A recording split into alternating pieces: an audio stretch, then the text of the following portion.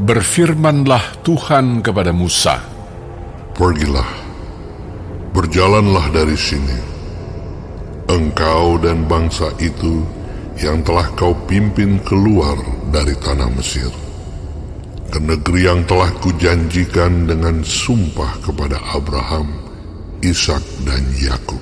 Demikian, kepada keturunanmu lah akan kuberikan negeri itu. Aku akan mengutus seorang malaikat berjalan di depanmu, dan akan menghalau orang Kanaan, orang Amori, orang Het, orang Feris, orang Hewi, dan orang Yebus, yakni ke suatu negeri yang berlimpah-limpah susu dan madu. Sebab aku tidak akan berjalan di tengah-tengahmu, karena engkau ini bangsa yang tegar tengkuk, supaya aku jangan membinasakan engkau di jalan." Ketika bangsa itu mendengar ancaman yang mengerikan ini, berkabunglah mereka, dan seorang pun tidak ada yang memakai perhiasannya. Berfirmanlah Tuhan kepada Musa, "Katakanlah kepada orang Israel, kamu ini bangsa yang tegar tengkuk. Jika aku berjalan di tengah-tengahmu sesaat pun, tentulah aku akan membinasakan kamu. Oleh sebab itu, tanggalkanlah perhiasanmu, maka aku akan melihat apa yang akan kulakukan kepadamu." Demikianlah orang Israel tidak memakai perhiasan-perhiasan lagi sejak dari gunung Horeb. Sesudah itu, Musa mengambil kemah dan membentangkannya di luar perkemahan, jauh dari perkemahan, dan menamainya Kemah Pertemuan. Setiap orang yang mencari Tuhan, keluarlah ia pergi ke kemah pertemuan yang di luar perkemahan. Apabila Musa keluar pergi ke kemah itu, bangunlah seluruh bangsa itu, dan berdirilah mereka masing-masing di pintu kemahnya, dan mereka mengikuti Musa dengan matanya sampai ia masuk ke dalam kemah. Apabila Musa masuk ke dalam kemah itu, turunlah tiang awan dan berhenti di pintu kemah, dan berbicaralah Tuhan dengan Musa di sana.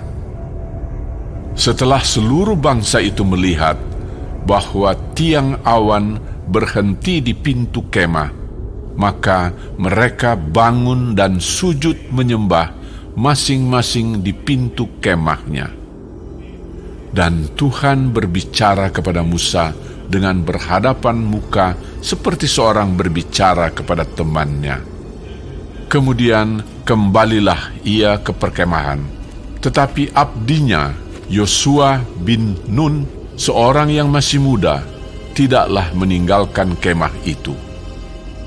Lalu berkatalah Musa kepada Tuhan, "Memang engkau berfirman kepadaku, suruhlah bangsa ini berangkat, tetapi engkau tidak memberitahukan kepadaku siapa yang akan kau utus bersama-sama dengan aku.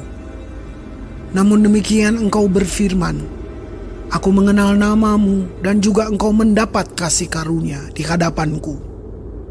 Maka sekarang, jika aku kiranya mendapat kasih karunia di hadapanmu, beritahukanlah kiranya jalanmu kepadaku, sehingga aku mengenal engkau, supaya aku tetap mendapat kasih karunia di hadapanmu. Ingatlah bahwa bangsa ini umatmu." Lalu ia berfirman, "Aku sendiri hendak membimbing engkau dan memberikan ketentraman kepadamu."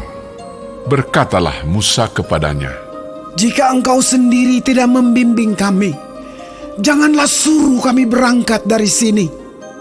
Dari manakah gerangan akan diketahui bahwa aku telah mendapat kasih karunia di hadapanmu, yakni aku dengan umatmu ini?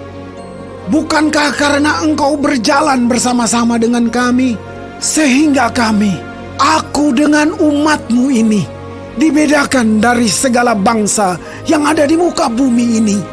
Berfirmanlah Tuhan kepada Musa, Juga hal yang telah kau katakan ini akan kulakukan, karena engkau telah mendapat kasih karunia di hadapanku, dan aku mengenal engkau.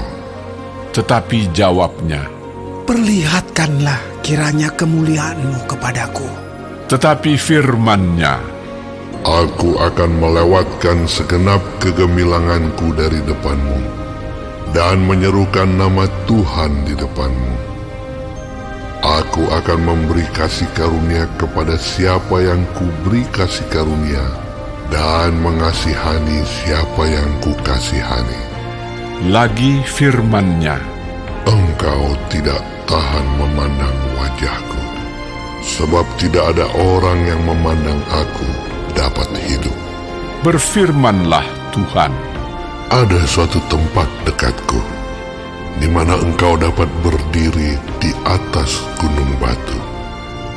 Apabila kemuliaanku lewat, maka aku akan menempatkan engkau dalam lekuk gunung itu, dan aku akan menudungi engkau dengan tanganku sampai aku berjalan lewat. Kemudian aku akan menarik tanganku, dan engkau akan melihat belakangku, tetapi wajahku tidak